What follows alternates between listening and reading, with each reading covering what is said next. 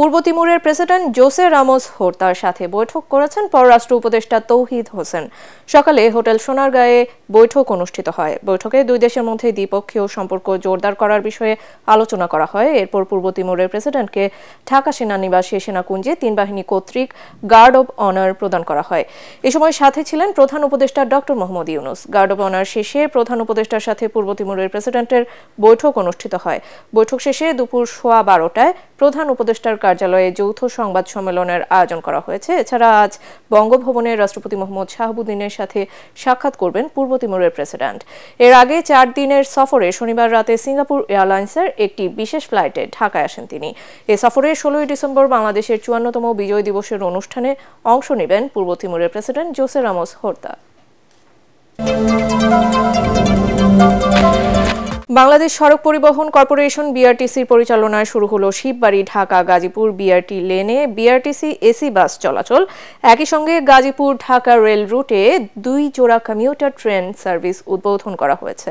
সকালে a service দুটির উদ্বোধন করেন সড়ক পরিবহন ও সেতু মন্ত্রণালয়ের উপদেষ্টা মোহাম্মদ ফাউজুল কবির খান।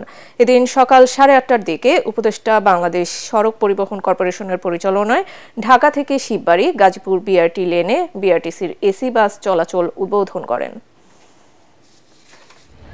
জয়দেবপুর ঢাকা জয়দেবপুর কমিউটার ট্রেনটি চালু করা হলো।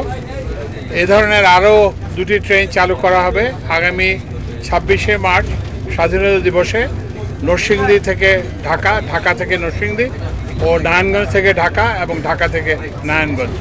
তো এখন আমরা গণপরিবহনের উপর জোর দিচ্ছি যাতে সাধারণ মানুষ অল্প খরচে অল্প সময়ে তাদের গন্তব্যে পৌঁছতে পারেন। বসুন্ধরা ডায়াপেন্ট এখন আরো উন্নত। এই হট এয়ার থ্রো টপশিট দ্রুত শোষণ করে সোনামণিকে দেয় কোমল অনুভূতি। আগামীকাল 16ই ডিসেম্বর মহান বিজয় দিবস।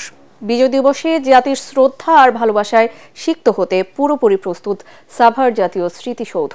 এরই মধ্যে পুরো স্মৃতিসৌধ এলাকা ধুয়ে মুছে পরিষ্কার পরিচ্ছন্ন করা হয়েছে। রং তুলির কাজও শেষ। নিরাপত্তার চাদরে ঢেকে ফেলা হয়েছে স্মৃতিসৌধ এলাকা।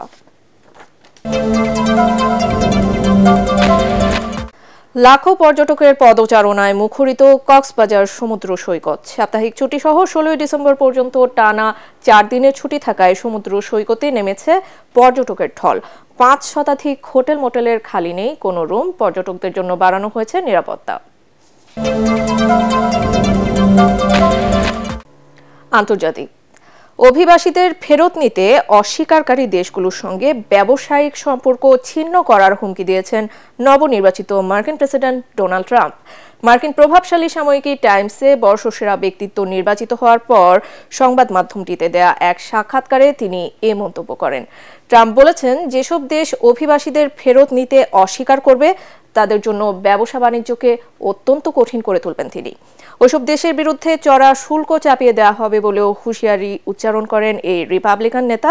একই সাথে বলেন, যুক্তরাষ্ট্র শুধুমাত্র বৈধ উপায়ে লোকজনকে দেশে প্রবেশ করতে দেবে। স্প্যানিশ লা লিগায় রিয়াল মাদ্রিদকে 3-3 গোলে রুখে দিয়েছে রায়ো ভায়োকানো। এতে পয়েন্ট টেবিলের শীর্ষস্থানে ওঠার সুযোগ হারিয়েছে কার্লো আনচেলোত্তির দল। নিজেদের মাঠে 3 মিনিটেই লা ব্লাঙ্কোদের অবাক করে ভায়োকানোকে এগিয়ে নেন উনাই লোপেজ। এরপর 36 মিনিটে আব্দুল মমিন ব্যবধান দ্বিগুণ করেন। তবে ফেদরিকো ভালভার্দে আর জুড বেলিংহাম প্রথমার্ধেই সমতায় ফেরায় রিয়াল মাদ্রিদকে। বিরতির পর রদ্রিগো ব্যবধান 3-2 করেন, তবে সেই লিড তারা ধরে রাখতে পারেনি। ইসি পালোজন 64 মিনিটে ভায়োকানোর হয়ে তৃতীয় ও সমতাসূচক গোলটি করেন। এতে 17 ম্যাচ শেষে বার্সেলোনার পয়েন্ট 38, সমান ম্যাচে রিয়াল মাদ্রিদের পয়েন্ট হয়েছে 37।